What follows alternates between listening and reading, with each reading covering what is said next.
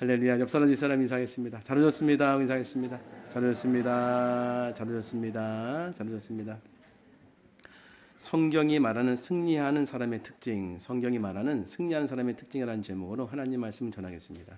이 본문을 선택한 이유는 우리의 삶이 굉장히 두려움이 많이 일어날 수 있는 상황에 놓인다는 거예요. 예를 들면은 직장에 나가야 되는데 기쁘지도 하지만은 좀 두렵죠. 일 처리가 잘 될까, 또 누구 만나야 되는데 해결이 안 되면 어떻게 되나, 당장 또 물질에 대한 걱정이 생기는 거죠. 보면은 이게 마치 뭔가 나가가지고 열심으로 뭘 해야 되고, 때론 싸워야 되고, 치고받고 싸우는 건 아니죠. 전쟁터 같은 거예요. 그래서 여호수아 1장을 보면은 모세가 죽은 다음에 하나님의 사람이 여호수아에게 하나님 말씀하시는데 강하고 담대하라 이 말씀 주세요. 그리고 나서 율법책을 내 입에서 떠나지 말게 하라. 그리고 나서 다 순종하라. 근데 지금 전쟁 상황이 전쟁 상황. 이 요단강만 건너가면은 여리고 성이 있고, 여리고성 굉장히 견고하기 때문에 그 안에 있는 사람은 전투력이 지금 이스라엘에 있는 자녀보다 훨씬 셌습니다. 그러니까 당장 제일 먼저 해야 될 전쟁이 제일 어려운 전쟁이 될 수 있는 겁니다. 근데 전략이 있는 것도 아니고 군사력을 굉장히 많이 강화시켜서 전투력이 센 지금 병사들이 있는 것도 아니거든요. 굉장히 어려운 상황이었어요. 근데 하나님은 말씀만 주셨어요. 이게 왜 그런가? 그럼 또 이 여호수아의 상황을 보면은 당장 실제로 사람을 죽이기도 하고 죽기도 할 수 있는 실전, 그렇다고 보면은 마음도 괴롭죠. 마음의 고통, 영혼은 또 얼마나 공공함이 있었겠습니까? 그러니까 우리의 전쟁이 영적인 전쟁, 마음의 전쟁, 실제 삶에서의 전쟁, 이걸로 볼 수 있다는 거예요. 그러니까 성경은 나아가서 주님과 동행하지만은 우리를 넘어뜨리고 불행하게 만드는 존재가 있거든요. 그래서 영적 전쟁을 충분히 볼 수 있거든요. 어떻게 살아가야 될까? 당장 오늘 예배 드린 다음에 이 예배당에서 벗어난 지점에서 출발해서 내일서부터 내가 어떻게 믿고 어떻게 살아야 되는지를 우리가 해답을 얻을 수 있다는 거예요. 오늘 여호수아 1장에서. 왜? 여호수아에게 하신 이 말씀은 죽은 말씀이 아니라 살아있는 말씀이기 때문에 나에게도 성령의 조명을 통해서 말씀하시기 때문에 세 가지 좀 살펴보겠습니다. 첫 번째, 같이 읽겠습니다. 시작. 맞습니다. 두려워하지 말고 강하고 담대하라. 왜냐하면 이렇게 말씀하셨어요. 상황이 어려우니까. 그래서 말씀 보면은 6절, 7절 보면 반복해서 나옵니다. 강하고 담대하라. 너는 내가 그들의 조상에게 맹세하여 그들에게 주리라 한 땅을 이 백성에게 차지하게 하리라. 자, 그러면 강하고 담대하라고 말씀하시면 강하고 담대해지는가? 실제는 이게 느낌이 안 일어날 수 있어요. 그러니까 강하고 담대하십시오. 다 생겼죠? 자, 설교 끝났습니다. 얼마나 좋겠어요. 강하고 담대한 이 말씀이 어떤 분은 힘을 얻는데 어떤 분은 그렇지 않더라. 근데 계속 강하고 담대하라고 말씀하신 것은 이 말씀이 명령이면 이 말씀이 실제로 우리가 마음으로 받아들이면 명령이기 때문에 나타날 수 있다는 말씀이 되는 거죠. 살펴보겠습니다. 6절 보면은 그 다음 9절 같이 읽겠습니다. 시작. 나의 종 모세가 내게 명령한 그 율법을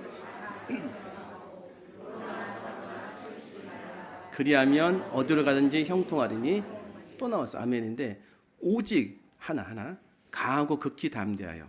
그러니까 지금 전쟁 상황이라고 한다면은 뭘 해야 되면 오직 강하고 담대된다. 이게 첫 번째라는 거예요. 그러면 우리가 지금 생각하는 게 뭐냐면 내 마음부터 잡아야 돼요.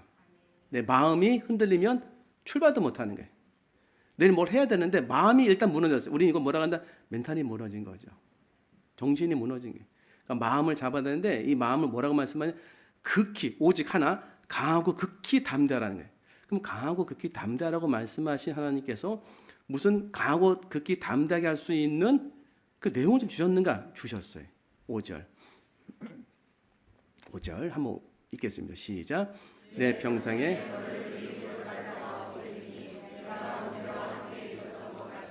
너와 함께 있을 것입니다. 내가 너를 떠나지 아니하며 버리지 아니하리. 아멘인데 이 말씀이 하나님이 여호수아에게만 주신 말씀이라고 우리가 생각한다면 이 성경책 그냥 도덕책입니다. 그 죽은 책이에요.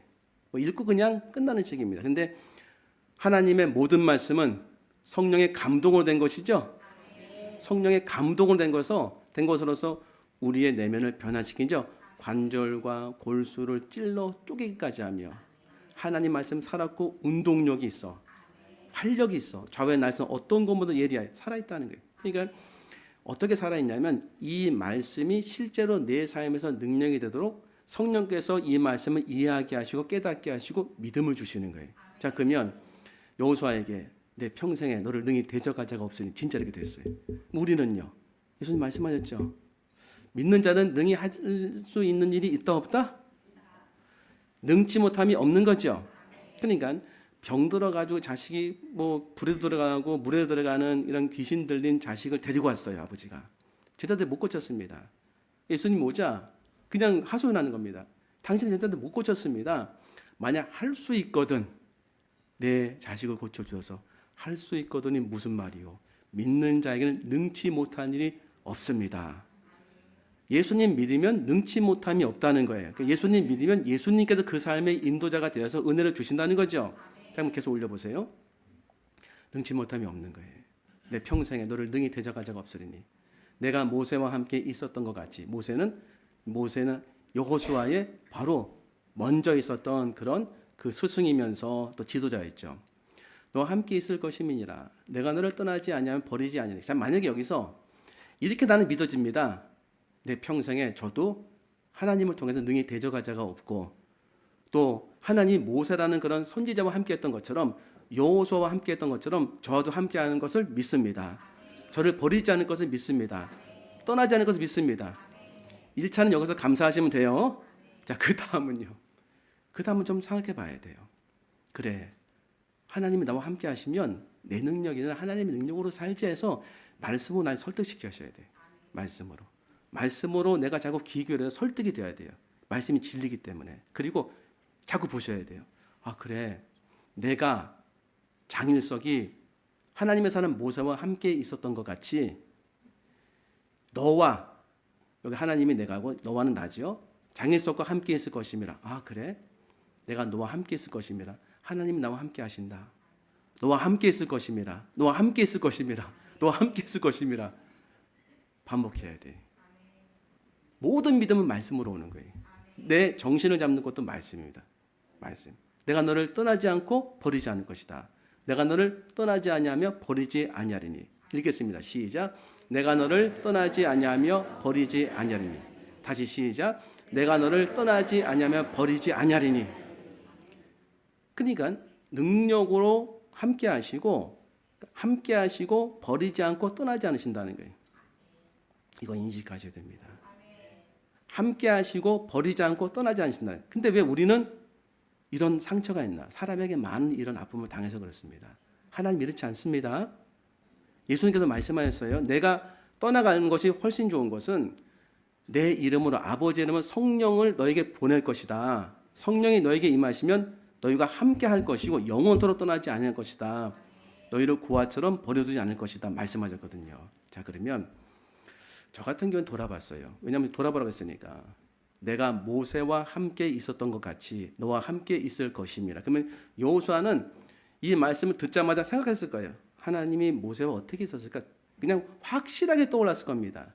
시내산에 올라가서 하나님 만나서 모세가 은혜 받고 모세가 하나님 임재 가운데 기뻐하고 두렵기도 하지만 또 구름 기둥과 불 기둥으로 인도한 은혜를 받고 매일 아침마다 만나 메추라기로 온 백성이 다 먹은 거죠. 그러니까 모세는 하나님의 임재 가운데 늘 살았습니다. 돌아본 거죠. 아, 하나님께서 우리 지도자인 모세와 함께했던 것처럼 나와도 함께 하시겠구나. 저도 한번 돌아봤어요. 저는 어떻게 함께했는가? 저는 돌아보니까 어렵지 않게 함께하는 게 금방 떠오르더라고요.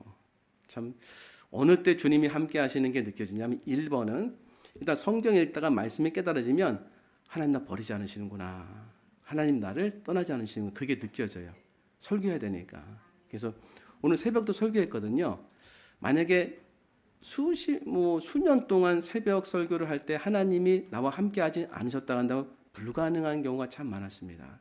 그걸 보면서 예배 드리고 말씀을 전할 때 하나님이 나와 함께하시고 버리지 않으시는구나. 그리고 또 깨닫게 할 때 말씀, 버리지 않는 순간. 또 하나님이 또 물질이 은혜 가운데 생길 때 날 안 버리시는구나 느껴지더라고요. 느낌이 오시죠? 기도 응답되는 물질로 왔어요. 정말 필요한 문제. 제가 기억나는 그런 예물이 몇 가지 있어요. 그중에 첫 번째가 개척한 해였을 것 같아요.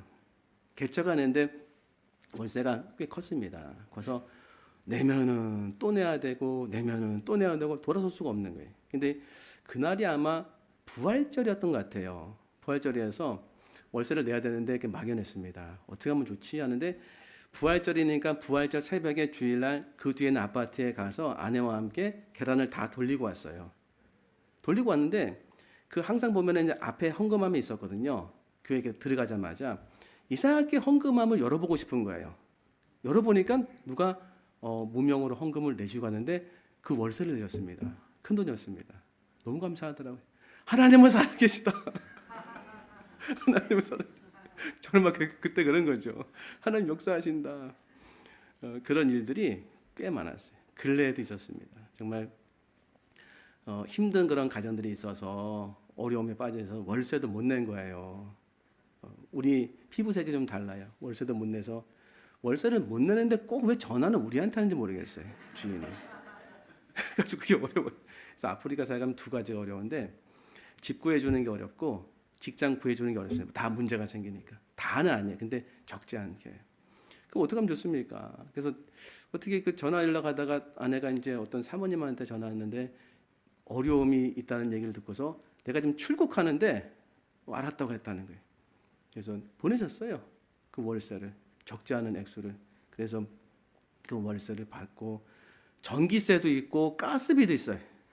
3종 세트 같아. 그래가지고 그걸 다 냈어요. 너무 감사하더라고요. 하나님이 살아계시구나. 그리고 저 같은 경우는 어느 때도 하나님의 살아계심과 버리자는 느끼냐면 사람들을 보내주실 때 여러분이 한 분 오신 게 제가 막 살아나요. 이렇게 하나님이 살아주셨다. 하나님이 살아계시다. 하나님 버리지 않으셨구나. 여러분 어떻습니까? 한번 돌아보세요. 지금 돌아봤을 때 하나님 나를 버리지 않고 나를 떠나지 않고 나와 함께한다는 사실을 분명히 내가 인식할 수 있는 방법으로 알려주실 거예요. 저는 말씀의 깨달음이에요. 설교하다가 설교 깨달음이 너무 깊은 거예요. 하나님 살아계시구나. 제가 좋아하니까. 그렇게 깨닫는 거 좋아하니까. 여러분도 있으실걸요? 어떤 분은 드시는 거 좋아하시죠? 맛있는 거 드시면 은혜가 넘치잖아요. 저도 그렇습니다. 내가 좋아하는 방법들 하나님이 깨달음을 주시더라고요. 그래서 하나님께서 여러분 절대 버리지 않으십니다. 떠나지 않으십니다. 함께 하십니다. 이걸로 내 마음을 잡으셔야 돼요. 첫 번째. 두 번째. 같이 읽겠습니다. 시작. 율법책을 내 마음과 입에 두라. 지금 무슨 상황이냐면 전쟁 상황이에요. 지금. 그러면 지금 무기를 주시든지 전략을 주시든지 사람을 보내시든지 하셔야 되는데 아무것도 없어요. 말씀만 갖고서 말씀하세요. 그래서 보면 8절에 보면은 이렇게 말씀하세요. 시작. 이 율법책을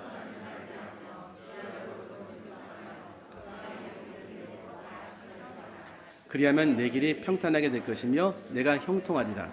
아멘. 자, 점검. 진짜 이렇게 되나? 생각해 봐야 돼. 이 율법책을 여호수아가 입에서 떠나지 않게 돼서 그걸 주야로 묵상, 읊조리면 진짜 전쟁에서 이기나? 형통하는 게 전쟁에서 이기는 거예요. 일단 확인해 봐야 되죠. 일단 다 이겼어요. 여호수아 보면은 한 번 딱 빼고 교만한 거 빼곤 다 이겼어요.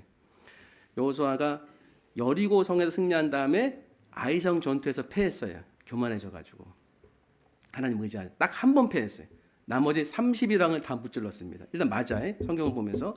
그러면 아니 율법책을 묵상하면은 전쟁에서 다 이기나? 한번 살펴봐야 되죠. 그럼 율법책이 뭔가? 율법책은 율법을 기록한 책이죠. 여기서 모세 오경.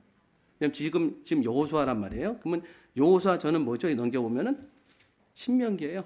신명기 전은 민수기, 민수기 전은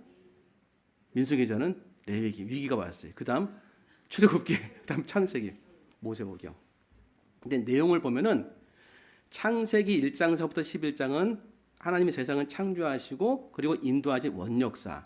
12장서부터 믿음의 사람이 등장해 아브라함. 그래서 아브라함은 12장에 부르시고 아브라함, 이삭, 야곱, 요셉이 창세기 4명으로 끝나요. 그냥 이야기가. 뭐라고 말씀하시냐면 너는 너의 본토 친정 아비 집을 떠나 내가 네게 지시할 땅으로 가라. 내가 너를 큰 민족을 이루고 내게 복을 주어. 큰 민족을 이룬 지역이 가나안 땅이었어요.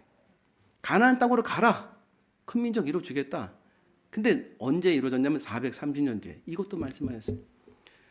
그러나 내가 너한테 말한다. 애굽에서 종살이 하다가 400년 뒤에 거기서 나오리라. 그러면 12장서부터 아브라함, 이삭, 야곱, 요셉 50장까지 다 출애굽이에요, 그냥. 그러니까 애굽에서 나와서 가나안으로 들어가는 것을 출애굽이래. 출애굽. 출애굽기자며 창세기 3분의 1은 출애굽이에요. 출애굽이라는 말씀. 장차 가나안 땅으로 갈 것이다. 가나안 땅으로 가야 된다. 출애굽기 말 그대로 출애굽. 레위기는 출애굽하면서 하나님이 법으로 주신 제사제도, 사회제도, 민수기 말 그대로 출애굽하면서 이스라엘 백성의 완약한 역사들, 신명기 요약서. 면 모세오경 한마디로 출애굽의 역사예요. 이스라엘 백성은 지금도 유대인들은 제일 먼저 모세오경을 읊조리면서 아버지한테 배우는 게 하면 출애굽의 역사예요. 그래서 하가다 하브루타라고 있는데 하가다는 읊조리 하브루타는 얘기하는 건데 출애굽의 역사를 얘기해줘요 아이들한테. 한 번만 하는 게 엄청나게 많이 합니다. 그러면 출애굽 지금 창세기서부터 지금 신명기까지 엄청나게 많잖아요 절들이. 그 당시에 절 있는 게 아니라 두루마기가 있었어요. 이걸 매일 주야로 읊조리래요. 그러면 승리한대요. 내 길이 평탄하게 될 것이며. 우리가 하고 있지 않습니까? 모세오경을 우리가 다 하지 않지만 여호수아는 모세오경 다 했을 거 아니에요. 그죠? 우리는 한 구절을 다 잡아서 읊조리지요. 일주일 내내. 그러면 하나님 말씀을 내 입에 두고 내 마음에 들어서 매일같이 읊조리면 어떤 변화가 일어나는가? 일단 말씀이 내 입에서 자꾸 나타나요. 내 마음에서 나타나요. 그래서 말씀이 내 삶을 인도할 수밖에 없는 상황으로 펼쳐져요. 그래서 내 삶을 내가 순종하든지 순종하지 않든지 자꾸 말씀이 왔다 갔다 해. 말씀이 왔다 갔다 하니까 어떤 일이 벌어지냐면 말씀이 적용될 수밖에 없는 지점을 만날 수밖에 없는 거예요. 그렇죠? 그래서 말씀을 체험하게 됩니다. 지난주 읊조린 말씀은 기억나십니까? 시편 34편의 말씀이죠. 너희는 여호와의 선하심을 맛보아 알지어다. 그에게 피하는 자는 여기 있네. 복이 있도다. 어떤 은혜가 있었습니까? 저 같은 경우에는 넌 여호와의 선하심 맛보아 알지어다. 제가 배경을 잘 말씀 안 드려요. 왜냐하면 하나님 말씀은 살아있어서 하나님의 성령께서 여러분의 말씀을 읊조릴 때 여러분의 삶에 맞게 해석해 줄 때가 되게 많아요. 그걸 제가 방해할 수 없으니까. 그래서 잘 이렇게 주색을 달지 않습니다. 그런데 내용이 어떤 내용이냐면 시편 34편은 다윗이 가드왕 아기스에게 도망을 가요. 사울에게 쫓겨서. 생각보다 광야가 크지가 않답니다. 그러니까 도망할 데가 없는 거예요. 도망하다가 도망할 수 없으니까 골리앗의 고향이 가드예요. 골리앗을 죽인 사람이 누굽니까? 다윗. 근데 거기로 도망갈 수밖에 없는 너무나 처참한 인생이 된 거예요. 가다 보니까 적진으로 들어간 거예요. 그때 어떻게 했냐면 다윗이 미진 척을 합니다. 다윗의 수염이 이렇게 길고 행색이 초라하고 있는데 옆에서 가드왕 아기스의 참모가 발견했어요. 이 사람 다윗이라고. 골리앗을 죽인 다윗이고 이스라엘의 장군이라고. 다윗이 죽인 자는 만만여 사울이 죽인 천천이라는 얘기가 나올 정도로 이 사람이 이스라엘의 장군이라고. 근데 다윗은 뭐 했냐면 문에 가가지고 침을 이렇게 흘리면서 성경에 나와 있어요. 수염에 침이 막 흘리면서 주저리 하는 거예요. 미친 척 하는 거예요. 그러니까 가드왕 아기스가 화를 내. 무슨 말 하는 거냐고. 저 사람 미치지 않았냐고. 저게 무슨 다윗이냐고. 다윗이 맞더라도 정신 나간 사람이라고. 그랬어요. 그래서 거기서 그냥 내버렸어요. 다윗을. 보내버렸어요. 쫓아서 그냥. 정신 나간 뭐 장군이 무슨 힘이 있겠느냐. 그 다음에 쫓겨나와서 지은 시편이 34편이에요. 내가 하나님을 송축하며 내가 하나님을 경배하며 그러면서 너희는 여호와의 선하심을 맛보할지어다. 뭘 맛볼 수 있을까? 예를 들면 우리의 어떤 해석을 하면은 내가 뭐 하다가 완전히 망해가지고서 박살이 났는데 같이 하던 사람은 잘 됐어요. 내가 뭘 꾸려가야 돼요. 그럼 기분이 은혜가 넘치시죠? 당신은 잘 되고 나는 여기서 망했습니다. 얼마나 속이 상하고 자존심이 확 떨어지고 말로 다 할 수 없는 비참함이 있잖아요. 근데 무슨 여호와의 선하심 맛보아하는 게 도대체 뭐가 있어 거기서요? 근데 있을 수 있어요. 내가 낮아질 때만 보이는 지점이 있고 내가 겸손할 때만 알 수 있는 은혜가 있더라고요. 그럼 그런 은혜 혹시 아십니까? 교회 생활하다 보면 나올 수 있어요. 신앙생활, 직장생활, 가정생활 다 있습니다. 여자분들도 다 그런 거 경험하시죠? 남편에게도 은혜가 넘치지만 또 시댁 가면 또 더 은혜가 넘치고 다 은혜가 은혜밖에 없어요. 은혜로다. 그죠? 근데 한 마디 듣고 두 마디 들으면은 변명할 수도 없고 속상해지는 거예요. 하소연할 수도 없고 그런 상황이 있습니다. 얘기할 수도 없고 그러면 낮아지는 거죠. 사람이 막 공격을 받는데 내가 그걸 표현할 수 없는 상황이라면 어떻게 되냐면 터지든지 낮아지든지 하는 거예요. 터지든지 낮아지든지.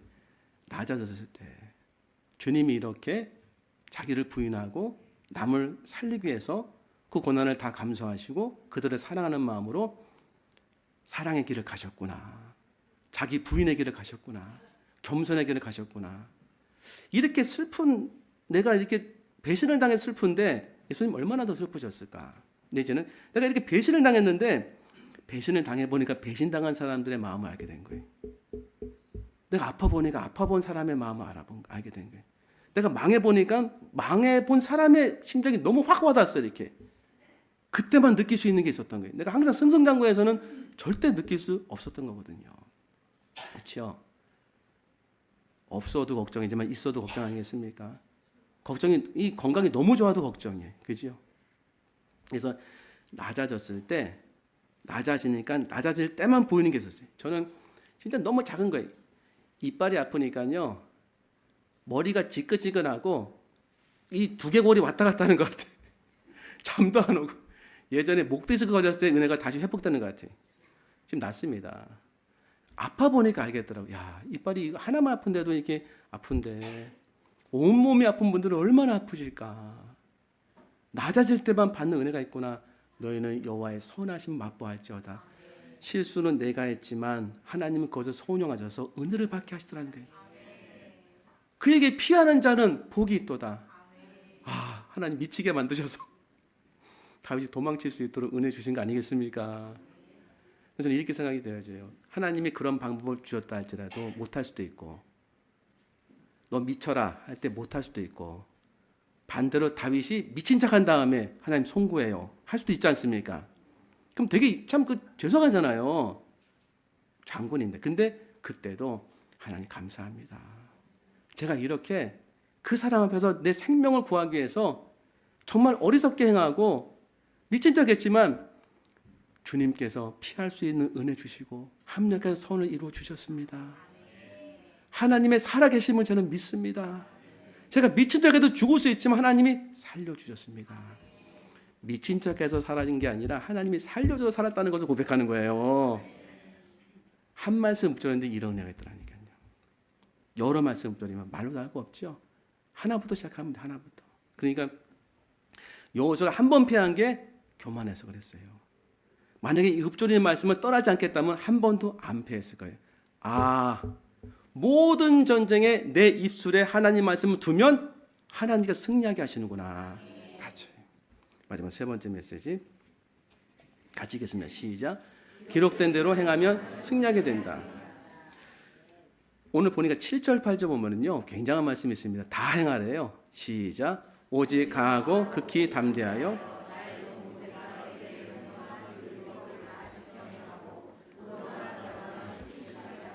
그리하면 어디로 가든지 형통하리니.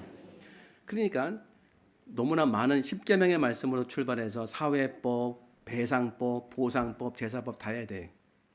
근데 십계명은 우리가 알고 있죠. 다 지켜야 돼요. 그러면 형통하게 된다는 거예요. 이게 맞나 확인해 봐야 되죠. 십계명을 지키면은 내 삶이 형통해지나. 아까 하나 설명해 드렸죠. 하나님 말씀 한 구절을 읊조다 보니까 내가 고난 당할 때도 기쁨을 얻게 돼서 하나님 주신 은혜의 길로 나가더라. 하나님 말씀을 하나하나 내 삶에서 순종하기 시작하면은 길이 다 열리는 게 맞지요. 자, 10계명, 1계명. 자, 시켜보겠습니다. 저기도 1계명 시작. 할렐루야. 1계명은 하나님 외에 다른 신 두지 마라. 2계명은 우상을 만들지 말라. 3계명은 하나님의 이름을 망령되이 일컫지 말라. 4계명은 안식을 지켜라인데 이걸 잘 보면은 예수님이 해석해 주셨어요. 하나님을 사랑하기 위해서 만든 율법이에요. 하나님 사랑하도록 만든 율법. 하나님 사랑하기 위해서 옆에 두지 마라. 우상 만들면 주님만 사랑해라. 주님만 사랑하는 것이 우리에게 능력이 되는데 안식일도 마찬가지고 하나님의 이름을 망령되이 일컫도 마찬가지고. 그러면 사랑의 힘은 아십니까? 만약에 여러분이 세상에 있는 걸 사랑하면요, 어떤 걸 사랑해도 거기 묶여요. 그렇죠? 좀 남편을 사랑하는데요, 할렐루야. 묶일 수 있어요. 나쁜 건 아니지만. 근데 사람을 사랑하면 그 사람에게 종속될 수 있어요. 그리고 아픔도 겪습니다. 그 다음에 세상에는 물질을 사랑하면 말도 할 수 없어요. 힘들어집니다. 내가 하나님 외의 것을 사랑하면, 운동을 사랑한다, 뭐 독서를 사랑한다, 다 고통이 수반됩니다. 근데 유일하게 너무 신기해. 하나님을 사랑하면 그분께 구속되면, 세상에 구속되면 끝장이지만 그분께 구속되면 자유함이 일어나요. 너무 놀라운 거예요, 이게요. 그래서 하나님의 사랑이 위대한 것은 사랑해보면 알 수 있어요. 남편과 아내도 사랑하는 게 은혜가 넘치죠? 근데 은혜가 넘치고 아픔도 되지요? 사람은 이렇게 하나님의 사랑과는 좀 다르단 말이에요. 근데 하나님을 사랑하면요, 완전한 은혜들이 나에게 임하기 시작해요. 그래서 하나님 사랑하는 것이 굉장히 큰 은혜. 그게 뭐다? 누구나 다 누릴 수 있는 건 아닐 수 있다. 근데 누구나 다 누릴 수 있도록 은혜 주신 거다. 10계명 중에 마지막 5개 쭉 내려가면요, 부모에게 효도하라는 거죠. 살인하지 말라, 간음하지 말라, 도둑질하지 말라, 내 이웃의 것을 거짓 증거하지 말라, 탐내지 말라. 이건 전부 다 사람에 대한 사랑을 말씀하신 거예요. 해석을 이렇게 해주셨어요. 그래서 마가복음 12장 29절부터 31절에 보면은 예수님이 이렇게 말씀하셨습니다. 마가복음 12장 29절 31절 시작.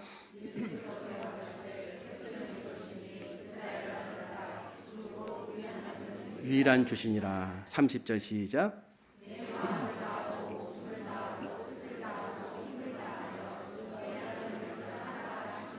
31절 시작.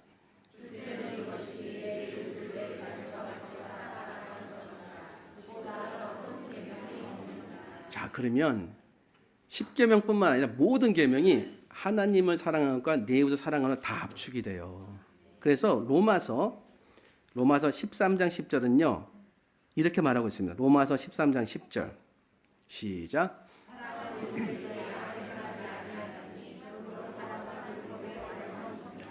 자, 온 율법 다 지키라고 했지 않습니까? 그러면 율법의 완성만 하면 그것만 지키면 되죠? 하나님을 사랑하는 것, 내 이웃을 사랑하는 것. 맞지요?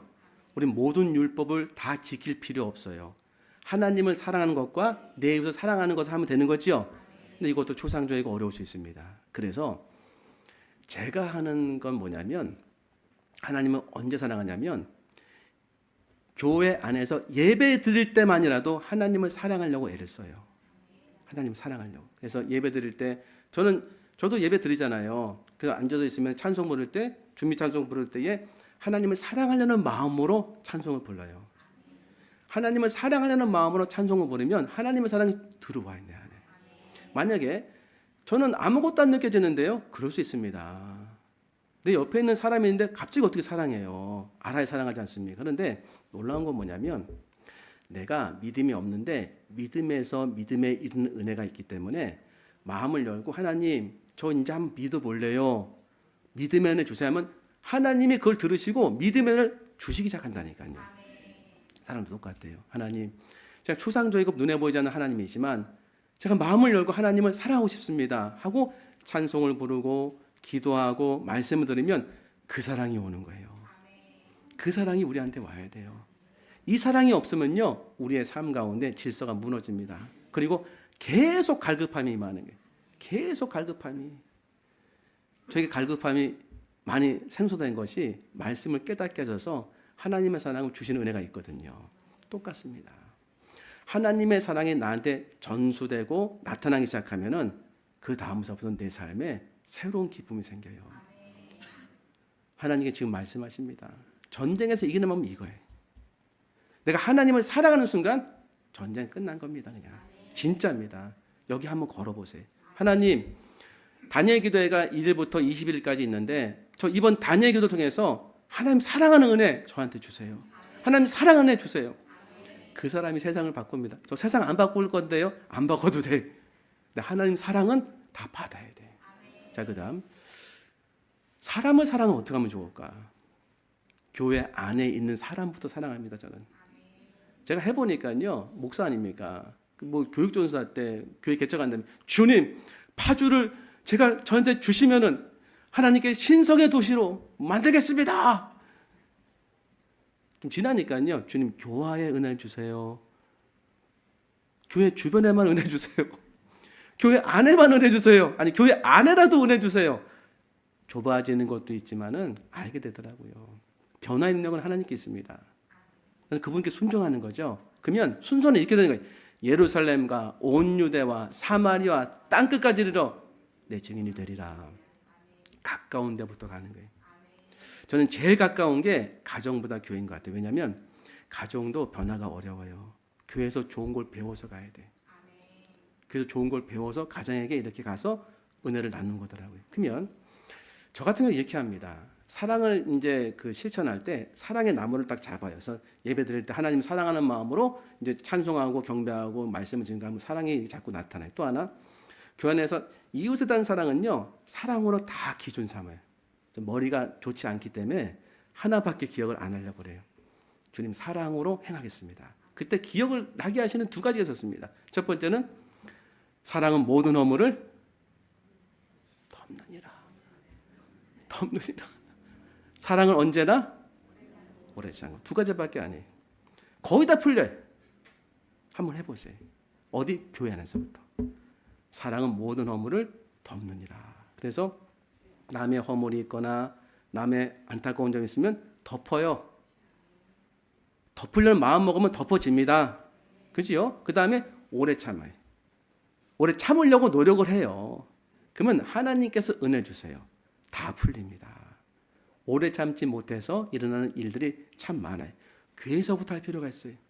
아니 목사님 뭐 직장에 나가고 집에 가서는 뭐 호랑이 얼굴인데 교회에서는 순한 양이 돼가지고 할렐루야 자매님 집사님 장로님 좋아요. 그렇게 하는 거예요 원래. 왜? 좋은 걸 하기 위해서 우리가 가면도 좋은 거 쓰면 됩니다. 나쁜 가면 아니잖아요. 좋은 가면이에요. C.S. 루이스가 그런 말 했어요. 가면을 쓰고 가장하며 삽시다. 왜? 좋은 걸 갖고 하면 닮아간다는 거예요. 괜찮습니다. 내가 무슨 의인입니까? 내가 뭐 거룩한 하나님의 놀라운 하나님의 사람입니까? 의인은 없나니 하나도 없어요. 의인 되고 싶은 거 아니에요. 믿음의 사람 되고 싶어서 아멘 하는 거 아니겠습니까? 그러면 난 사랑도 없고 없어. 근데 사랑하고 싶어요. 분도 많아요. 그러면 가장해 보는 거예요. 주님, 이제부터 만날 때마다 사랑하는 척 한번 해보겠습니다. 좋다고 생각합니다. 저는 좋은 거기 때문에. 자매님은 안 하더라고 요새는요. 집사님 사랑합니다. 장로님 감사합니다. 안수 집사님 고맙습니다. 속으로는 안 고맙습니다. 하더라도 해보는 거예요. 해보면은 변하기 시작해요. 네, 중심을 두기 있기 때문에 하나님이 중심을 보십니다. 내가 너의 마음을 안다. 너 열심히 있구나. 은혜 주지 않겠습니까? 그래서 두 가지만 생각해요. 사랑으로 덮는다. 오래 참는다. 하나님이 거의 모든 것에 사랑의 은혜 주시더라고요. 정리해 보겠습니다. 어떻게 싸울 것인가? 정신 잡아야 돼. 강하고 담대하라. 돌아봐야 돼. 나에게 어떤 은혜 주셨는가? 계속 동일하게 은혜 주시는 지점이 있어요. 나만 알 수 있는 그거 잡으셔야 돼. 그리고 담대하시고 강해졌는 마음을 가지시면 됩니다. 그리고 입술에 하나님 말씀을 두셔야 돼요. 율법의 말씀. 능력의 말씀. 한 구절이라도 내가 붙잡고 살면 진짜 능력이 나타납니다. 그리고 나서 온 율법을 우리는 다 순종할 필요 없습니다. 너무 감사하게 하나님을 사랑하고 내 이웃을 사랑하는 것에 초점을 두는 겁니다. 사랑을 초점 두는 거예요. 어디서부터? 교회에서부터. 예배 드릴 때 사랑하는 마음을 해보겠습니다. 교회 안에서부터 사랑이 없지만 사랑하겠다고 얘기해 보겠습니다. 하나님의 능력 나타날 줄 믿습니다. 기도하겠습니다. 하나님 감사합니다. 주신 말씀 가슴에 품고 오늘 사랑에 충만한 한 주 될 수 있도록 은혜 베풀어 주시옵소서. 감사하며 예수님 이름으로 기도합나이다. 아멘.